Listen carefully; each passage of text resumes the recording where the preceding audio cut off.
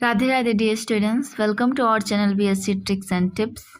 आज के इस क्लास में हम बीएससी थर्ड सेमेस्टर जूलॉजी का यूनिट 3 डिस्कस कर रहे हैं, जिसमें हमारा टॉपिक है regulation of gene expression in prokaryotes, जिसमें हम lac operon and tryptophan operon in E coli discuss करेंगे। सो क्लास को स्टार्ट करते हैं। फर्स्टली हम हेडिंग को समझते हैं कि हेडिंग में क्या दिया गया है। तो यहाँ पे क्या बताया जा रहा है, regulation of gene expression in prokaryotes. Prokaryotes के अंदर हमें रेगुलेट करना है क्या, जीन्स के एक्सप्रेशन को। अब जीन का एक्सप्रेशन क्या होता है, सपोज कि ये प्रोकैरियोटिक सेल है, ठीक है। इस प्रोकैरियोटिक सेल में ये क्या है, डीएनए है, जिसके अंदर क्या लगे हुए हैं, जीन्स। अब इस जीन में ट्रांसक्रिप्शन और ट्रांसलेशन की प्रोसेस होगी या नहीं होगी, मतलब ये जो पर्टिकुलर जीन है ये एमआरएनए बनाएगा कि नहीं बनाएगा, प्रोटीन्स बनाएगा कि नहीं बनाएगा, इसके एक्सप्रेशन को जब हम कंट्रोल करते हैं उसे हम क्या बोलते हैं कि हम उसे रेगुलेट कर रहे हैं। तो जीन का एक्सप्रेशन क्या हुआ कि जो जीन इन्वॉल्व होता है ट्रांसक्रिप्शन और ट्रांसलेशन की प्रोसेस में, उसे हम कहते हैं कि वो जीन क्या हो रहा है, एक्सप्रेस्ड हो रहा है, और उस प्रोसेस को हम बोलते हैं जीन एक्सप्रेशन। और जीन के एक्सप्रेशन को रेगुलेट करना ये क्या कहा जाता है, रेगुलेशन ऑफ जीन एक्सप्रेशन। और रेगुलेशन ऑफ जीन एक्सप्रेशन को हम कहाँ स्टडी कर रहे हैं, प्रोकैरियोट्स के अंदर। The gene which involve in transcription and translation we called the gene are expressed and the process is known as gene expression। ऐसे जीन जो कि ट्रांसक्रिप्शन और ट्रांसलेशन की प्रोसेस में इन्वॉल्व होते हैं उन्हें हम एक्सप्रेस्ड जीन कहते हैं, और प्रोसेस को हम जीन एक्सप्रेशन बोलते हैं। Prokaryotic gene expression is regulated primarily at the transcription level. Prokaryotes में प्राइमरली जीन का जो एक्सप्रेशन है वो ट्रांसक्रिप्शन के लेवल पे होता है थ्रू ओपेरॉन्स। ओपेरॉन्स क्या होते हैं, which are cluster of genes with a single promoter and operator controlled by regulatory proteins called repressor और एक्टिवेटर। देखिए फर्स्टली आप समझिए कि ओपेरॉन्स क्या होते हैं। तो ओपेरॉन क्या होता है, एक जेनेटिक मटेरियल होता है। जैसे मान लीजिए डीएनए का स्टैंड है, इस डीएनए के स्टैंड पे चारों तरफ क्या है, जेनेटिक मटेरियल्स हैं। अब इस जेनेटिक मटेरियल से इतने पार्ट को हम कह दे रहे हैं कि ये ओपेरॉन है। तो ओपेरॉन में कौन कौन से स्ट्रक्चर्स आ रहे हैं, देखिए इसमें एक सिंगल प्रमोटर होता है, ऑपरेटर होता है, और रिप्रेसर्स होते हैं एंड एक्टिवेटर्स होते हैं। किसमें, ओपेरॉन के रीजन में। अब यही ओपेरॉन जो है कि आगे चल के इस डीएनए से एमआरएनए बनेगा कि नहीं बनेगा, ट्रांसक्रिप्शन होगी कि नहीं होगी, उसको क्या करता है, कंट्रोल्ड करता है। तो हम कहते हैं कि जो प्रोकैरियोट्स होते हैं उनमें जो होता है जीन का एक्सप्रेशन प्राइमरली ट्रांसक्रिप्शन लेवल पे ही हम उसे रेगुलेट कर सकते हैं। किसके थ्रू, ओपेरॉन्स के थ्रू। ओपेरॉन क्या होते हैं, जेनेटिक मटेरियल्स होते हैं जो कि डीएनए के ऊपर पाए जाते हैं। आगे हम ओपेरॉन को और स्टडी करते हैं कि तो एक होता है हमारा ओपेरॉन मॉडल। ओपेरॉन मॉडल क्या होता है, एक साइंटिस्ट थे जिनका नाम था जैकोब एंड मोनाइड। उन्होंने 1961 में ओपेरॉन मॉडल दिया था, मीन्स उन्होंने ओपेरॉन को डिस्कस किया था, ओपेरॉन को एक्सप्लेन किया था, इसलिए उन्होंने अपने मॉडल को ओपेरॉन मॉडल बोला। तो ओपेरॉन क्या होता है, it is a part of genetic material which regulates the gene expression, जो कि जीन के एक्सप्रेशन को रेगुलेट करता है। मीन्स कि उसको चाहेगा तो जीन का एक्सप्रेशन करने देगा, नहीं चाहेगा तो नहीं करने देगा। Operon consist of several genes. Operon के अंदर डिफरेंट जीन्स होते हैं, जैसे कि such as regulatory gene, promoter gene, operator gene and structural genes. I think आप सबको ओपेरॉन क्लियर हो गया होगा, एक बार और इसे समझ लीजिए क्योंकि आगे चल के ओपेरॉन का बहुत यूज़ होगा। सपोज कि हमारा डीएनए का स्टैंड है, अब इस डीएनए के स्टैंड पे इतने पार्ट को हम बोल रहे हैं कि ये ओपेरॉन है। ओपेरॉन क्या करेगा, ओपेरॉन के अंदर बहुत सारे जीन्स पाए जाते हैं जिसमें कि ट्रांसक्रिप्शन ट्रांसलेशन की प्रोसेस होती है, यानी कि जीन का एक्सप्रेशन भी होता है। ओपेरॉन में डिफरेंट जीन्स होते हैं, जैसे कि यहाँ पे देखिए बताया गया है कि प्रमोटर जीन होता है, ऑपरेटर जीन होता है, स्ट्रक्चरल जीन होता है, रेगुलेटरी जीन्स होते हैं। ये सारे जीन्स का क्या होता है, एक्सप्रेशन होता है, या कि जीन के एक्सप्रेशन में हेल्प करते हैं। तो ओपेरॉन्स जो होता है वो रेगुलेट कर रहा है कि जीन का एक्सप्रेशन होगा कि नहीं होगा। और ओपेरॉन मॉडल को सबसे पहले जैकोब एंड मोनाइड ने डिस्कवर किया था। Types of operon model. Operon model दो तरीके के होते हैं, एक होते हैं इंड्यूसेबल ओपेरॉन, एक होता है रिप्रेसिबल ओपेरॉन। देखिए जैसे कि टर्म से ही क्लियर हो रहा है, ये ओपेरॉन है, ये इंड्यूसिबल रिप्रेसिबल भूल जाइए, इतना हमेशा याद कर लिए। Operon, operon means genetic material जो कि डीएनए के ऊपर प्रेजेंट है। अब इस ओपेरॉन के आगे क्या लिख दिया गया है? इंड्यूसिबल। इंड्यूसिबल मीन्स होता है कि जब इस ओपेरॉन को कुछ चीज़ें मिलेंगी, जैसे कि मान लो कोई ऐसा मटेरियल मिला कि जिससे ये इंड्यूस्ड हो जाएगा, यानी कि अपनी एक्टिविटी को इंक्रीज कर देगा, और ये क्या है? Repressible operon.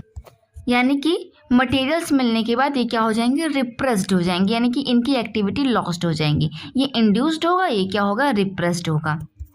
तो देखिए, इंड्यूसिबल ओपेरॉन का एग्जांपल क्या होता है? Lac operon. लैक ओपेरॉन क्यों इसे कहा जा रहा है? क्योंकि यहाँ पे लैक रिप्रेजेंट कर रहा है लैक्टोज को, और ओपेरॉन हम जानते हैं क्या है। जब इस ओपेरॉन को हम लैक्टोज देंगे तो ये क्या करेगा? ये इंड्यूस्ड हो जाएगा, अपनी एक्टिविटी को इंक्रीज कर देगा। रिप्रेसिबल ओपेरॉन का क्या एग्जांपल है? Tryptophan operon. अब चूंकि ये रिप्रेसिबल ओपेरॉन है, तो जब इस ओपेरॉन को हम ट्रिप्टोफान प्रोवाइड करेंगे तो ये क्या करेगा? अपनी एक्टिविटी को स्टॉप कर देगा। तो फर्स्टली हम डिस्कस करेंगे कि lac operon in E coli. Firstly आप इस शेडिंग को समझिए। इकोलाई क्या है? एक प्रोकार्योटिक बैक्टीरिया है। अब इस प्रोकार्योटिक बैक्टीरिया के अंदर हम जो है डीएनए के सेगमेंट में ओपेरॉन को स्टडी करेंगे। अब इस ओपेरॉन में जीन का एक्सप्रेशन किस प्रकार से हो रहा है, नहीं हो रहा है, इसी चीज को स्टडी करेंगे। इसीलिए हम लैक ओपेरॉन इन इकोलाई को पढ़ रहे हैं।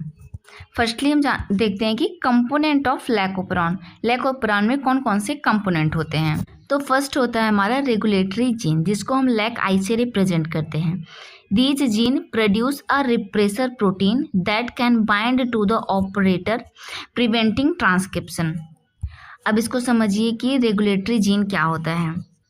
रेगुलेटरी जीन ओपेरॉन में एक ऐसा जीन होता है जो कि रिप्रेसर प्रोटीन को बनाता है। रिप्रेसर प्रोटीन कैसे बनाएगा? अब इस रेगुलेटरी जीन में ट्रांसक्रिप्शन और ट्रांसलेशन की प्रोसेस होगी, तब जाके हमारा रिप्रेसर प्रोटीन बनेगा। और जैसे ही ये रिप्रेसर प्रोटीन बनेगा, इसी ओपेरॉन में एक रीजन होता है ऑपरेटर। ये रिप्रेसर प्रोटीन जाके उससे बाइंड कर लेगी। चूंकि इसका नाम ही है रिप्रेसर प्रोटीन, तो ये क्या कर देगी? अब इस ऑपरेटर रीजन को रिप्रेस्ड कर देगी। एंड नेक्स्ट आता है हमारा ओपेरॉन में प्रमोटर रीजन, जिसको हम लैक पी से रिप्रेजेंट करते हैं। ये क्या होता है? The DNA sequence where RNA polymerase bind to initiate the transcription.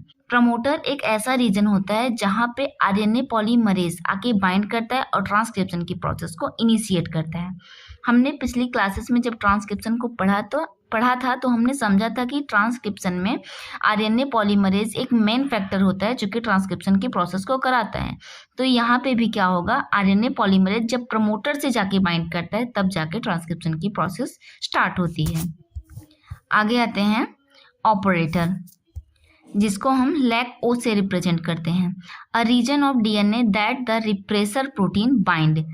ये ऐसा रीजन होता है डीएनए में जहाँ पे रिप्रेसर प्रोटीन बाइंड होती है, और रिप्रेसर प्रोटीन बनाता कौन है? हमारे रेगुलेटरी जीन।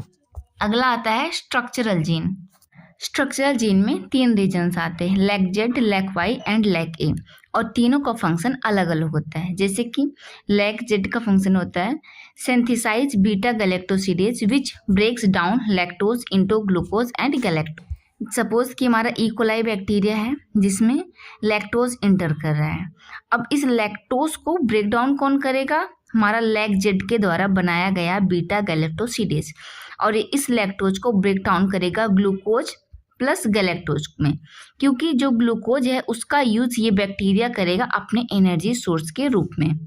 आगे है हमारा लैक जेड। लैक जेड क्या सिंथेसाइज करेगा? परमीएज। ये क्या होता है? A protein that transport lactose into the cell. Lac Z के द्वारा सिंथेसाइज किया गया प्रोटीन परमीएज क्या करता है? लैक्टोज को बैक्टीरिया के अंदर इंटर होने में हेल्प करता है। में है हमारा लैक ए। ये क्या सिंथेसाइज करता है? Trans acetylase which has a role in modifying some sugars, जो कि शुगर को मॉडिफाई करने में हेल्प करता है। आइए हम कंप्लीट प्रोसेस को समझते हैं कि लैक ओपेरॉन की प्रोसेस कैसे वर्क करती है। तो फर्स्टली थियरी को समझने से पहले हम डायग्राम के थ्रू समझ लेते हैं ताकि हमें थियरी इजीली समझ में आ जाए और अभी तक जितने भी हमने टॉपिक्स को कवर किया वो सब क्लियर हो जाए। तो हम लैक ओपेरॉन को 2 तरीके से समझते हैं। एक होता है जबकि लैक्टोज अब्सेंट होता है और एक होता है जब लैक्टोज प्रेजेंट होता है। अब समझिए कि ये क्या है हमारा इकोलाई बैक्टीरिया और इसके अंदर अभी लैक्टोज प्रेजेंट नहीं है। अब जब लैक्टोज इसके अंदर नहीं प्रेजेंट है तो ये कैसे वर्क करेगा, समझिए इसको। बैक्टीरिया में क्या है, अब्सेंस ऑफ इंड्यूसर, इंड्यूसर यानी कि लैक्टोज। जब इंड्यूसर अब्सेंट है तो देखिए क्या है बैक्टीरिया के अंदर का ओपेरॉन, जिसे हम लैक ओपेरॉन कर रहे हैं, जिसमें क्या है डिफरेंट जीन्स है। देखिए ये क्या है हमारा प्रोमोटर रीजन, ये है रेगुलेटरी जीन, ये है प्रमोटर, फिर ये ऑपरेटर और ये है हमारे structural genes Z Y and A. अब चूंकि लैक्टोज अब्सेंट है तो ये हमारा जो रेगुलेटरी जीन है वो क्या करेगा, इसमें जीन का एक्सप्रेशन होगा, ये ट्रांसक्रिप्शन एंड ट्रांसलेशन की प्रोसेस करेगा। जैसे ये ट्रांसक्रिप्शन करेगा तो क्या बनेगा, रिप्रेसर एमआरएनए, और रिप्रेसर एमआरएनए क्या बनाएगा, रिप्रेसर प्रोटीन। और ये रिप्रेसर प्रोटीन जाके बाइंड करेगी ऑपरेटर से, और जैसे ही रिप्रेसर प्रोटीन ऑपरेटर से बाइंड कर लेगी तो जो आरएनए पॉलीमरेज है वो प्रमोटर से बाइंड नहीं कर पाएगा, जिसकी वजह से फर्दर आगे ट्रांसक्रिप्शन की प्रोसेस नहीं हो पाएगी, क्योंकि रिप्रेसर प्रोटीन ने जाके ऑपरेटर को क्या कर दिया है, रिप्रेस्ड कर दिया है। देखिए यहाँ पे repressor bind to the operator region and prevent RNA polymerase from transcribing the operon। क्या कर रहा है, प्रिवेंट कर दे रहा है आरएनए पॉलीमरेज को कि ताकि वो स्ट्रक्चरल जीन को ट्रांसक्राइब ना कर पाए। ये कब होता है ऐसा, जब लैक्टोज बैक्टीरिया के अंदर अब्सेंट है। अब हम देखेंगे प्रेजेंस ऑफ इंड्यूसर, यानी इंड्यूसर क्या है, लैक्टोज। जब लैक्टोज बैक्टीरिया के अंदर प्रेजेंट होगा तब कैसे फंक्शन करेगा ये ओपेरॉन। देखिए जब लैक्टोज प्रेजेंट है, चूंकि रेगुलेटरी प्रोटीन ट्रांसक्रिप्शन करेगी तो क्या बनाएगा, repressor mRNA, repression mRNA translation करके क्या बनाएंगे, रिप्रेसर प्रोटीन। अब जैसे ही रिप्रेसर प्रोटीन बना, अब इस रिप्रेसर प्रोटीन से आके बाइंड कर लेगा हमारा इंड्यूसर। इंड्यूसर क्या होता है, लैक्टोज। ये लैक्टोज आके बाइंड कर लेगा इस रिप्रेसर से। अब जब लैक्टोज रिप्रेसर से बाइंड कर लेगा तो ये जो रिप्रेसर पहले एक्टिव था अब कैसे हो जाएगा, इनएक्टिव हो जाएगा। और जैसे ही रिप्रेसर इनएक्टिव होगा वो ऑपरेटर से जाके बाइंड ही नहीं करेगा, ऑपरेटर हमारा क्या हो जाएगा, फ्री। और अब इस प्रमोटर से आके हमारा क्या बाइंड कर लेगा, आरएनए पॉलीमरेज। सपोज कि आरएनए पॉलीमरेज बाइंड कर लिया, और जैसे ही आरएनए पॉलीमरेज बाइंड करेगा फर्दर यहाँ पे ट्रांसक्रिप्शन की प्रोसेस स्टार्ट हो जाएगी। ट्रांसक्रिप्शन के थ्रू क्या होगा, जो तीनों रीजन से ये क्या बनाएंगे, हमारे एमआरएनए स्टैंड बनाएंगे, जिसको हम लैक एमआरएनए बोलेंगे। लैक एमआरएनए क्यों बोलेंगे, क्योंकि यहाँ पे लैक्टोज के प्रेजेंस के कारण यहाँ पे ट्रांसक्रिप्शन हो पा रहा है, इसीलिए इसको हम लैक एमआरएनए बोल रहे हैं। और ये जो लैक एमआरएनए तीनों ने बनाए हैं, ये तीनों एमआरएनए क्या बनाएंगे, प्रोटीन्स बनाएंगे। और प्रोटीन्स मॉडिफाई होकर क्या बनाती हैं, एंजाइम्स बनाती हैं। ये कौन सा एंजाइम हो हमारा, बीटा गैलेक्टोसिडेज, परमेज एंड ट्रांस एसिटिलेज, जिसका फंक्शन हमने जो है थियरी में पढ़ा है कि बीटा गैलेक्टोसिडेज क्या करता है, ब्रेक डाउन करता है लैक्टोज का।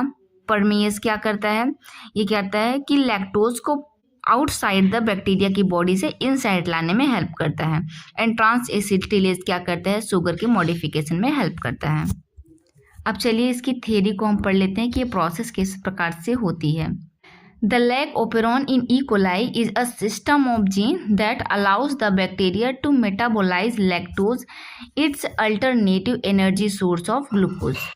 ई कोलाई में जो लैक ओपेरॉन होता है वो बैक्टीरिया को अलाउ करता है कि वो मेटाबोलाइज करे किसको, लैक्टोज को, ताकि वो एक एनर्जी सोर्स जो कि ग्लूकोज है उसको प्रोड्यूस कर सके। क्योंकि जो बैक्टीरिया है जब लैक्टोज को ब्रेक डाउन करेगी तभी तो उसे ग्लूकोज मिलेगा, और ग्लूकोज का यूज वो कैसे करेगी, अपने एनर्जी के सोर्स के रूप में। It includes 3 structural genes Z, Y and A which produce enzymes for lactose transport and breakdown, and a regulatory gene I that code for a repressor protein।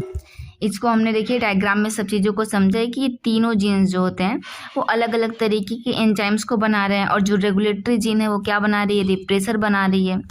Gene expression is regulated by the presence of lactose which act as a inducer। देखिए यहाँ पे बताया जा रहा है कि gene का expression किसके द्वारा रेगुलेट किया जा रहा है, मतलब जीन एक्सप्रेस होगा कि नहीं एक्सप्रेस होगा ये कंट्रोल कौन कर रहा है, लैक्टोज कर रहा है। लैक्टोज क्या है, हमारा इंड्यूसर है जो कि रेगुलेट कर रहा है कि जीन का एक्सप्रेशन होगा कि नहीं होगा। जब लैक्टोज प्रेजेंट होगा तो जीन का एक्सप्रेशन होगा, नहीं होगा तो नहीं होगा। In the absence of lactose the repressor bind to the operator blocking the transcription. Lactose के absence में क्या हो रहा है, रिप्रेशन एक्टिव है, वो ऑपरेटर से बाइंड कर ले रहा था, जिसकी वजह से ट्रांसक्रिप्शन की प्रोसेस फर्दर नहीं हो रही थी। आगे है when lactose is present it bind to the repressor causing it to be detached from the DNA and allowing RNA polymerase to transcribe the genes, thus enabling the cell to use lactose for energy। देखिए lactose के presence में lactose जाके bind कर ले रहा था किससे, repressor से, और रिप्रेसर से जब बाइंड कर ले रहा था तो जो आरएनए पॉलीमरेज है वो आके प्रमोटर से बाइंड कर ले रहा था, जिससे फर्दर ट्रांसक्रिप्शन की प्रोसेस हो रही थी और हमारा ट्रांसक्रिप्शन और जीन का एक्सप्रेशन हो रहा था। आइए एक बार और हम इस डायग्राम को समझ लेते हैं ताकि कोई कन्फ्यूजन ना रहे। तो फर्स्टली हम देख रहे हैं कि जब लैक्टोज अब्सेंट है, यानी कि अब्सेंस ऑफ इंड्यूसर, जब लैक्टोज अब्सेंट है तो जो हमारा रेगुलेटरी प्रोटीन है वो क्या बना रही है, रिप्रेसर एमआरएनए, रिप्रेसर एमआरएनए बना रहा है रिप्रेसर प्रोटीन, और रिप्रेसर प्रोटीन जाके बाइंड कर ले रही है ऑपरेटर से, जिसके कारण आरएनए पॉलीमरेज बाइंड नहीं कर पा रहा है प्रमोटर से, जिसकी वजह से फर्दर ट्रांसक्रिप्शन की प्रोसेस ब्लॉक्ड हो जा रही है।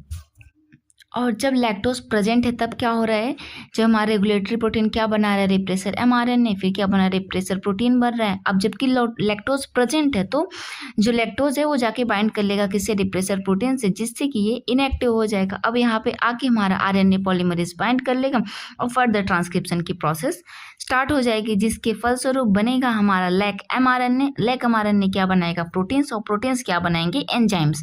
कौन से enzyme, beta galactosidase. Beta galactosidase क्या करेगा, ये ब्रेक डाउन करेगा लैक्टोज का ग्लूकोज प्लस गैलेक्टोज में। क्यों, क्योंकि वो ग्लूकोज का यूज करेगा as a energy, and permease क्या करेगा, लैक्टोज की एंट्री में हेल्प करेगा, और ट्रांस एसिटिलेज क्या करेगा, ये शुगर के मॉडिफिकेशन में हेल्प करता है।